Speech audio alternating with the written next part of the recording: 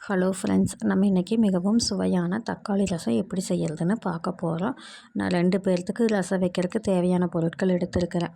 நல்ல பழுத்த தக்காளி 2 பச்சை மிளகாய், 2 பல் பூண்டு, 4 சின்ன வெங்காயத்தை பொடியை நறுக்கி வச்சுருக்கிறேன், ஒரு கொத்து கருவேப்பிலை, ஒரு கொத்து மல்லித்தழை. தக்காளியை 4ஆக கட் பண்ணி நல்லா வேக வச்சு எடுத்துக்கணும்.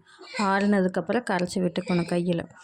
ஒரு மிக்ஸி ஜார் எடுத்து 1 ஸ்பூன் மிளகு, 1 ஸ்பூன் சீரகம், 1 ஸ்பூன் பொட்டுக்கடலையை நல்லா நைஸாக அரைச்சி எடுத்துட்டு, அது கூடவே 2 பல் பூண்டை போட்டு கொரப்பாக அரைச்சதை நம்ம கரைச்சி வச்சுருக்கிற தக்காளி கரைசல் கூட ஆட் பண்ணிக்கணும்.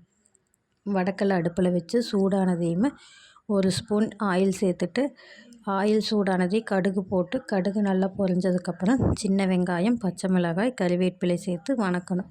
வணங்கினதுக்கப்புறம் நம்ம கரைச்சி வச்சுருக்கிற தக்காளி கரைசலை அதில் ஊற்றிட்டு, தேவையான அளவு உப்பு, மஞ்சள் தூள் சேர்த்து, பெருங்காயத்தூள் சேர்த்து மிக்ஸ் பண்ணிவிட்டு, லைட்டாக நுரக்கட்டி வந்ததையும் நம்ம சுத்தம் பண்ணி நறுக்கி வச்சுருக்கிற மல்லித்தழையை தூவி லைட்டாக கொதி வந்ததையும் அடுப்பை ஆஃப் பண்ணி இறக்கிக்கணும். இது சுவையான தக்காளி ரசம். நீங்களும் ட்ரை பண்ணி பாருங்கள் ஃப்ரெண்ட்ஸ். பிடிச்சிருந்தா லைக் பண்ணுங்கள், கமெண்ட் பண்ணுங்கள், ஷேர் பண்ணுங்கள். அப்படியே வித்யாமதி சேனலை சப்ஸ்கிரைப் பண்ணுங்கள். Thank you friends.